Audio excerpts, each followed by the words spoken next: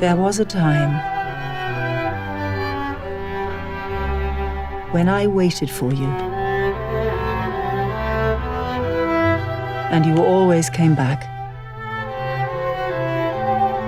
until 3 days ago.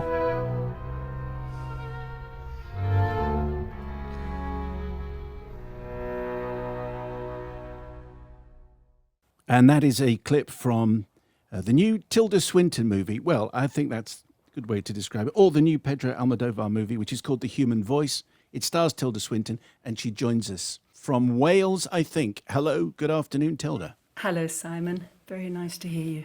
How are things with you there? Things are good. They're quiet, and it's all the trees are growing, and the air's pretty fresh, and we're shooting a little film, which is pretty much the best thing to do at this lockdown moment, because shooting, especially a little film, is like lockdown anyway. So we're getting on with it. Yes, and the Human Voice, you shot this. I don't call it a movie. I mean, it's under half an hour, but it feels like an extraordinary movie experience. And you shot that during lockdown in Spain, I think. Is that right? Yes, we shot that in July. That was, I think, we were pretty much the first piece for cinema that shot. In fact, the reason I think that's true is because our producer tweeted an image, like producers love to do. They like to take a photograph of people holding a clapperboard and yes, say where we've actually started. And we sent it out, and it went completely viral. People couldn't believe that we were actually doing it and wearing masks and functioning. Yeah, so we shot in Madrid in July, and we proved it was all possible, just being very scrupulous and taking our temperature a lot, and everybody wearing masks. I mean, I work with people in Madrid who I will never recognise without masks. That's right. If you can hear explosions, by the way, Tilda, it's no reason to panic. It's just fireworks season, and so therefore there's lots going off outside. So that's very lovely for me. My birthday happens to be on bonfire night, so you can tell me that you're in doing your it honour. in celebration of my birthday.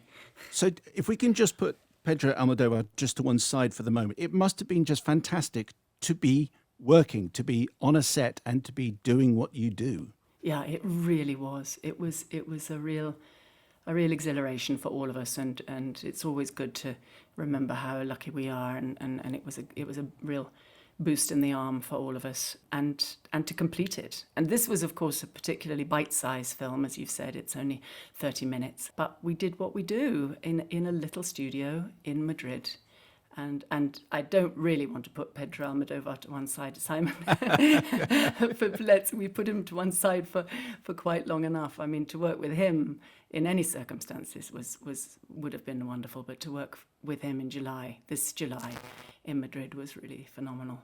Just explain a little bit. I realise we haven't told any of the story of the film, but just explain why it was such a thrill for you to be working with Pedro Almodóvar.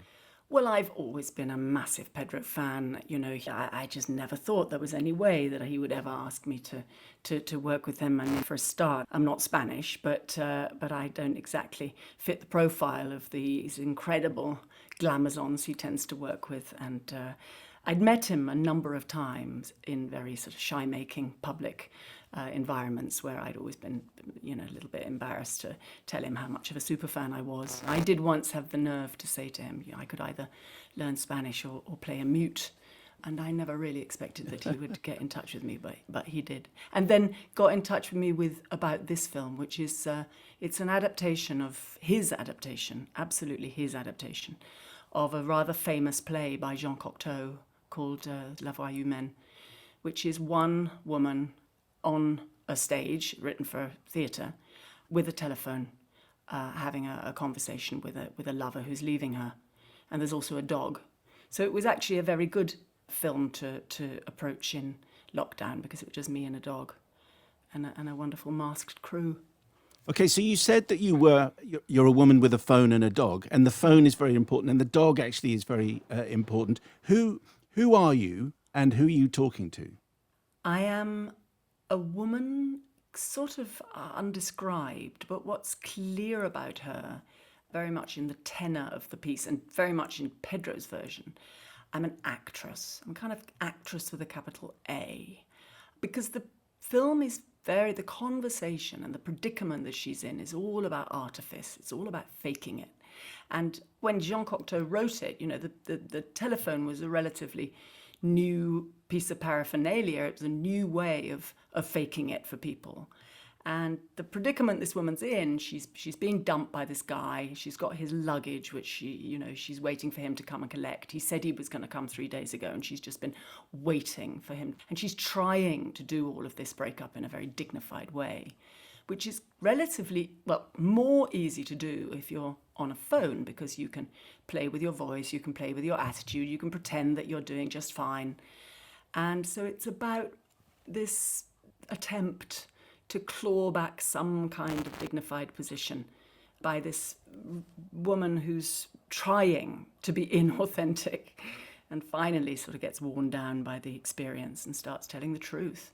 It's a very empowering film. I found it was very interesting because I haven't seen any of the versions of it that have been filmed and told before, but I would imagine that it's very easy for this woman to appear to be powerless because she is the abandoned woman. But the way you play her and the way Pedro directs it, that doesn't feel like your version.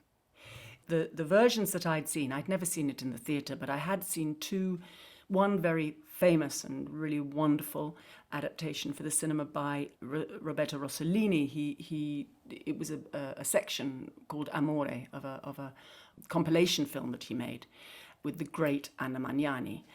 And then another version that I saw was in fact a recording of a performance made by Ingrid Bergman of the same text. And in those texts, even though they are phenomenal and they're extraordinary performers, the woman is kind of stuck in the despair. She doesn't really survive it, and she's constantly saying, "Oh, darling, I'm so sorry. I must be such a drag, and I'm so sorry. Yes, of course, you're right." And that has gone from Pedro's version. I mean, there's definitely the self-consciousness in our woman that she's in this awful cliche after cliche rondelay, which, anybody in a breakup is conscious that they're a cliche, and all the things that you have to say, they're all cliches, and they sort of burn your mouth as you have to say them. So she's aware of the cliches, but she does survive. He's found a way, and I don't want to spoil it, but Pedro has found a way of redeeming her and giving her her dignity back and getting her out the other side, which I really loved when I first read it, and so I was really, really thrilled with what he'd done. Are we completely sure that there is someone on the end of the phone? That's a great question. That's a fantastic question, Simon. And I ask myself, no, the answer is no. I don't think we are completely clear that there's someone on the end of the phone. And with our version, of course, she has earbuds. She's walking around talking to the air as if she was one of those countless people on the street talking to the air who are called crazy. So she's definitely in a bubble. And so, no. And there was no one there. It is a monologue. Yes. You've mentioned the dog, who is astonishing. I mean, it's... and actually, this isn't just a bit of dressing. The dog, who I think is called Dash, is actually really important for the story and for the ending of the story. And just explain a little bit about working with this border collie. Yeah, the dog in the story is very important because, of course, and it's called the human voice. The significance of her voice for him is an extra matter, because you've got the significance of her voice for the man, whether he's there or not. But there's this section of the piece when she's talking about the fact that the man has to come and pick up the dog, because the dog is the man's dog, not hers, and isn't actually interested in her at all.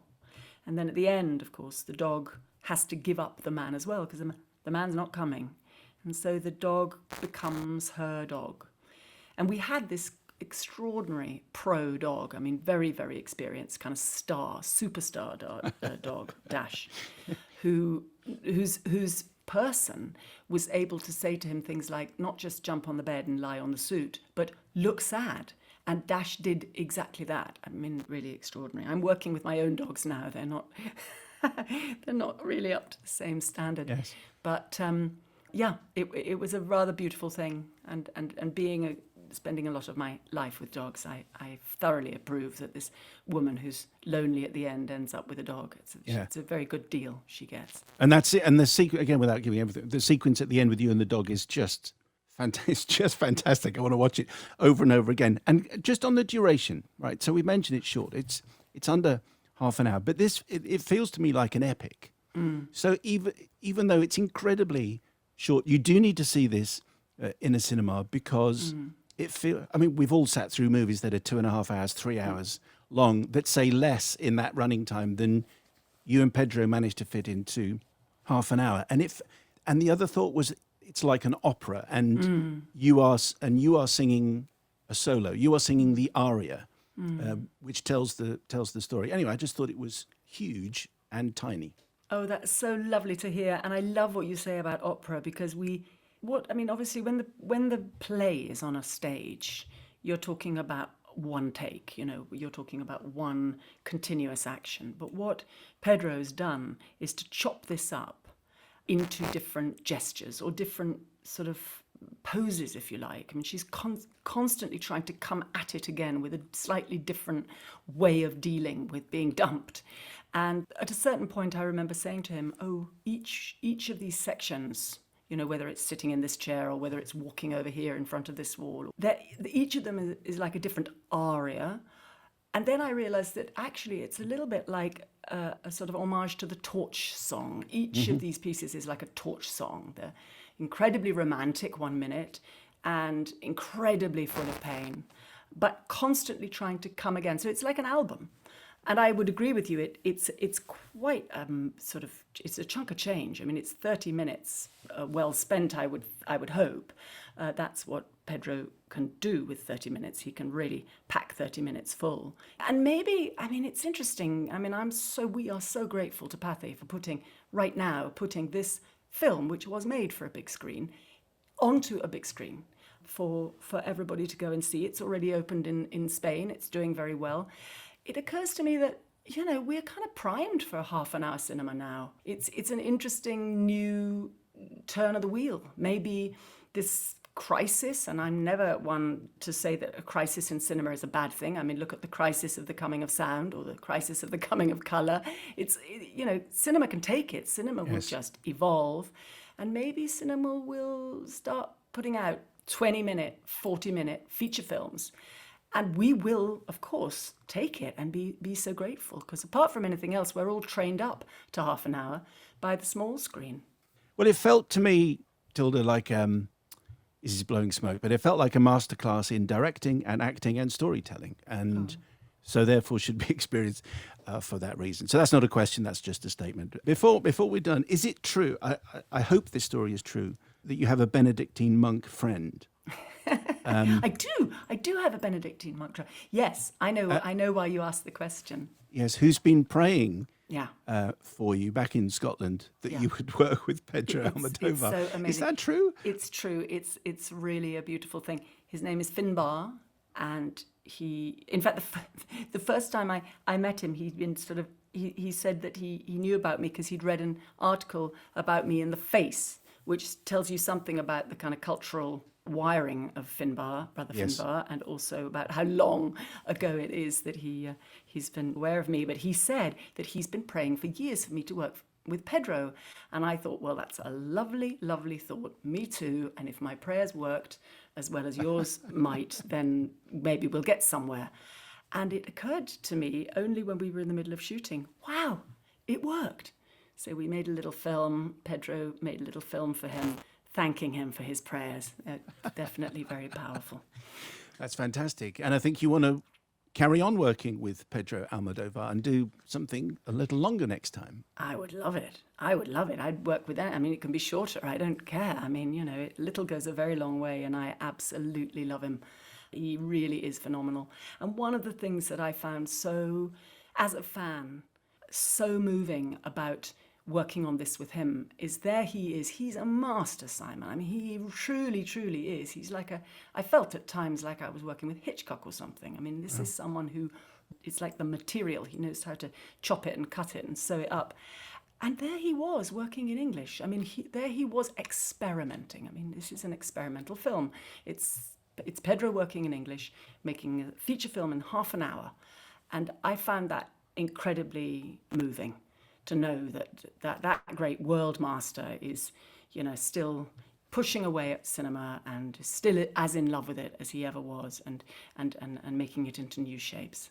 Well, the movie is called The Human Voice. It stars Tilda Swinton. It's the new Pedro Almodóvar movie. And Tilda, thank you very much for talking to us today. Thanks for your time. Thank you, Simon, very much.